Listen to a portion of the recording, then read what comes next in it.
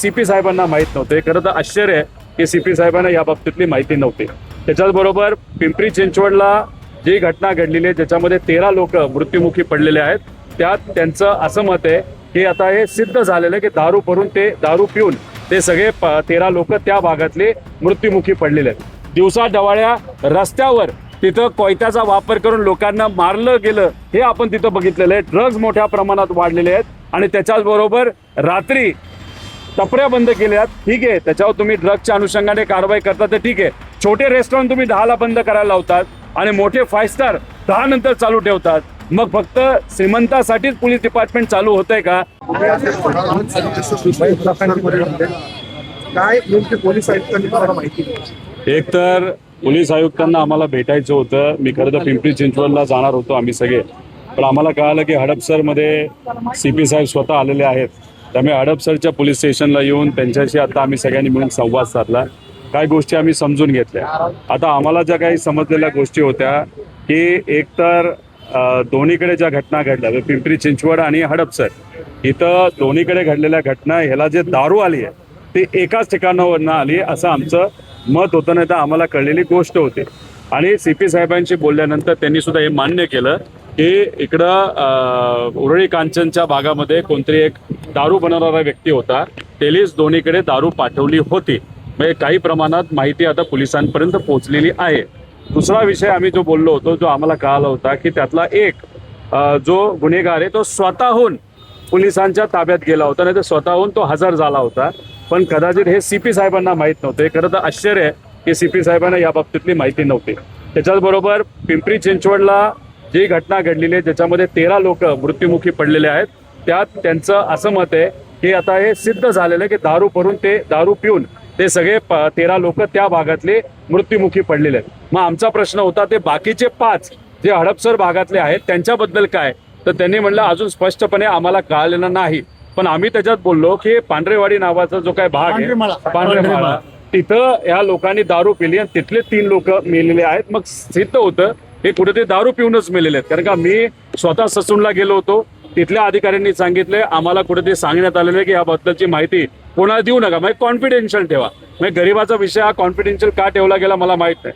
मग वेगळ्या पद्धतीने माहिती काढल्यानंतर 5च्या 5 लोक ज्यांच्या बॉडी या ससूनमध्ये आत्ता आहेत ते पूर्णपणे कशामुळे मेलेत तर फक्त ते दारू पिल्यामुळेच, आणि ते सुद्धा खराब पद्धतीची दारू पिल्यामुळेच झालेलं आहे. त्यामुळे पोलीस काही माहिती का लपवत आहेत हे आम्हाला तरी त्या ठिकाणी माहीत नाही. आणि त्याच्याच बरोबर आम्ही त्यांना बोलत असताना आता पुढं काय, तर त्यांनी आम्हाला सांगितलं की आज संध्याकाळपासून आम्ही वॉशआउट नावाचा एक उपक्रम हातामध्ये घेतलोय, ना तर आम्ही एक कारवाई तिथं करणार आहोत. आणि त्याच्यात पूर्णपणे पुण्यामध्ये असणारे जे कोणी असे अवैध विकणारे दारू विकणारे लोक आहेत त्यांच्यावर कारवाई करू. मग आम्ही म्हणालो की मग माणसं मेल्यानंतरच तुम्ही कारवाई करणार का? ते म्हणले दुर्दैवाने ठीक आहे मेलेत, पण याच्या आधी आम्ही 950 कारवाई केलेल्या आहेत. पण मग 950 कारवाई जर तुम्ही केल्या असतील, पोलीस स्टेशन पासून 500 मीटर ते 1 किलोमीटरवर असणारं हडपसर पासून तिथं तुम्हाला कारवाई करता आली नाही का?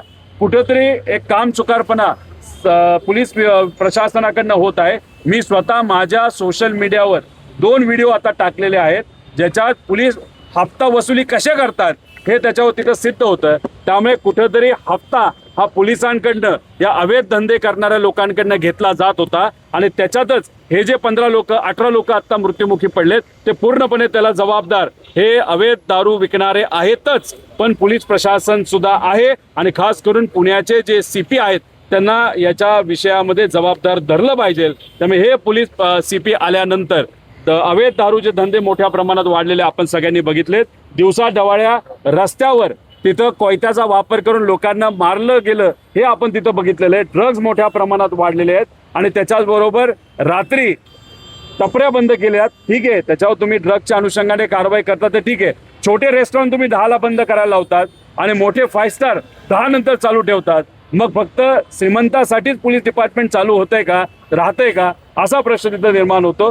पूर्णपणे पोलीस प्रशासन आपल्या या पुणे शहरामध्ये फेल जाते आणि त्याचा पूर्णपणे फटका हा सामान्य गरीब लोकांना पडतोय असं आमचं ठाम मत आहे. तुम्ही ससून रुग्णालयात गेला का? कारण त्यांच्यात आणि तुमच्यात काहीतरी शाब्दिक बाचाबाची सुद्धा झालेली आहे. नाही, तिथं आमची बाचाबाची झाली. आम्ही म्हणालो की हे जे 5 लोक मृत्युमुखी पडलेले आहेत त्यातला एक ब्रॉड डेड होता आणि 4 तुमच्याकडे ट्रीटमेंट करत असतानाच त्यांचा मृत्यू तिथं झाला. हे कशामुळे झालं त्यांनी आम्हाला सांगत असताना सांगितलं नाही हे कॉन्फिडेन्शियल आहे.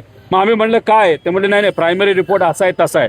म्हणजे कुठंतरी प्रायमरी रिपोर्ट असा आहे तसा करत कुठंतरी आपलं थातून मातून उत्तर देण्याचा प्रयत्न तिथं केला. पण आम्ही आमच्या पद्धतीने माहिती काढल्यानंतर हे 5च्या 5 लोक अवैध दारू पिल्यामुळेच त्या ठिकाणी मृत्युमुखी पडलेत. पोलिसांना विचारल्यानंतर पोलीस म्हणतील संध्याकाळपर्यंत आमच्याकडे रिपोर्ट येईल. आता पिंपरी चिंचवडचा रिपोर्ट लगेच येतो आणि पुणे सीपीच्या विभागाच्या अंतर्गत काम करणाऱ्या लोकांचा रिपोर्ट फार संध्याकाळपर्यंत येतो. मग असं म्हणायचं का की पिंपरी चिंचवडचं पोलीस हे पुणे शहरापेक्षा जरा बरं चालते, पण दोन्हीकडे पोलीस प्रशासन पूर्णपणे जबाबदार आहे. हप्ता वसुली या शहरांमध्ये मोठ्या प्रमाणात सुरू असल्यामुळे आणि अजितदादांसारखा मोठा नेता नसल्यामुळे एक वचकच या पुणे शहरावर नाही तर पुणे विभागावर राहिली नाही असं ठामपणे आपल्या सगळ्यांना त्या ठिकाणी म्हणावं लागेल. एक्साईज करून फारशी कारवाई होताना दिसत नाही. पोलिसात तर जबाबदार आहेतच, एक्साईज वरती काय सांगाल? हे बघा, एक्साईजचं तेवढंच इक्वली जबाबदार आहे. एक्साईजची सुद्धा तिथं जबाबदारी आहे. एक्साईज विभागाकडे मनुष्यबळ कमी असतं. जेव्हा एखादी रेड टाकायची असते तेव्हा पोलीस विभागाचा वापर ते तिथं करत असतात. आता पोलिसांनी एक्साईजला मदत केली का नाही केली हे एक्साईज डिपार्टमेंटनी सांगावं. आणि जर एक्साईज डिपार्टमेंटनी सांगावं नाही आम्हाला मदत केली, मग आम्हाला त्यांना विचार तुम्ही काय गोट्या खेळत होता का, तुम्ही गवत उपटत बसला होता का, तुम्हाला काय या सगळ्या गोष्टी दिसल्या नाही का? माणूस मेल्यानंतर तुम्ही जर पुढाकार घेऊन तिथं फक्त थातून मातून उत्तर देणार असाल तर मग याला एक्साईज डिपार्टमेंट सुद्धा जबाबदार आहे. नाही तर एक्साईज डिपार्टमेंटनी सांगावं आम्हाला पोलीस डिपार्टमेंटनी तिथं कुठं मदत केली नाही. आता पोलीस प्रशासनाशी आम्ही बोललेलो आहे, पण आता पांढरे मळ्याला आम्ही स्वतः जाऊन तिथं असणाऱ्या लोकांशी आम्ही चर्चा करणार आहे. तिथल्या लोकांची विनंती आहे की आमच्यापाशी या, आमचं काय चाललंय, कशा पद्धतीने इथं अंधाधुंद पोलीस प्रोटेक्शनमध्ये दारू विक्री होत होती हे तिथले लोक आम्हाला सांगणार आहेत. त्यामुळे आता आम्ही पांढरे मळ्याला आत्ता तिथं त्या ठिकाणी लगेच चाललेलो आहोत. एक हिंदी सवाल है, आप क्या कहना है? देखो, सीपी साहब से हम मिले, उनसे बात की. उन्होंने बताते वक्त बताया कि पिंपरी चिंचवड़ में 13 मौतें वहाँ पे इलीगल दारू पीने के कारण हुई. और ये जो पुणे सिटी में हड़पसर में जो 5 मौतें वहाँ पे हुई है उसके बारे में अभी तक क्लैरिटी नहीं आई. तो हमारा डायरेक्ट प्रश्न ऐसा है कि पिंपरी चिंचवड़ में निकाल भी मिल जाता है या निर्णय भी लिया जाता है कि वहाँ पे मौतें ये इलिसिट दारू या इलीगल दारू पीने के कारण वहाँ पे हुई, तो पुणे का पुलिस डिपार्टमेंट अभी तक क्या कर रहा है? उसी के साथ मैं खुद ससून जो गवर्नमेंट का हॉस्पिटल है वहाँ पे हम गए थे. वहाँ पे अधिकारी ने हमको इन्फॉर्मेशन देने के लिए ना बोला या बोला कि कॉन्फिडेंशियल इन्फॉर्मेशन है. लेकिन हमने हमारे लेवल पे इन्फॉर्मेशन निकालने के बाद एक व्यक्ति ब्रॉड डेड था और बाकी 4 जो थे वो ट्रीटमेंट करते करते वहाँ पे अनफॉर्चुनेटली उनकी डेथ हुई. और पिंपरी चिंचवड़ में 13 तो टोटल 18. और ये जो 5 लोग हैं जो उनका डेथ हुआ है उनका रीजन डेफिनेटली अल्कोहल कंजप्शन है. और उसमें से 3 लोग ये हड़पसर का पांढरे माड़ा जो है वहाँ के रहने वाले हैं और दूसरे 2 थोड़ा सा दूर है. लेकिन अल्कोहल जो कंज्यूम किया एक ही दुकान से किया गया वो भी इलीगल है. और दोनों पिंपरी चिंचवड़ और पुणे में जो दारू सप्लाई की वो एक ही सप्लायर है. तो हमारा कहना है एक्साइज डिपार्टमेंट भी जिम्मेदार है और यहाँ के सीपी भी वहाँ पे जिम्मेदार है. तो सरकार के माध्यम से जल्द कार्रवाई पुलिस डिपार्टमेंट पे वहाँ पे होनी चाहिए. और मेरे सोशल मीडिया पे एक स्पाई कैमरा से जो वीडियो लिया है वो वहाँ पे हमने डाला है. उस स्पाई कैमरा में यही दिखता है कि वहाँ पे पुलिस डिपार्टमेंट्स के माध्यम से वहाँ पे खंडनी या वहाँ पे एक्सटॉर्शन ओपन वहाँ पे किया जा रहा है. मतलब पुलिस डिपार्टमेंट किस में बिजी है? तो पैसा कमाने में बिजी है. वहाँ पे जो तारीख है 2023 के, लेकिन स्पाई कैमरा की तारीख वो न चेंज करने के कारण 23 की दिखती है. लेकिन वो वीडियो 3-4 दिन पुराना है.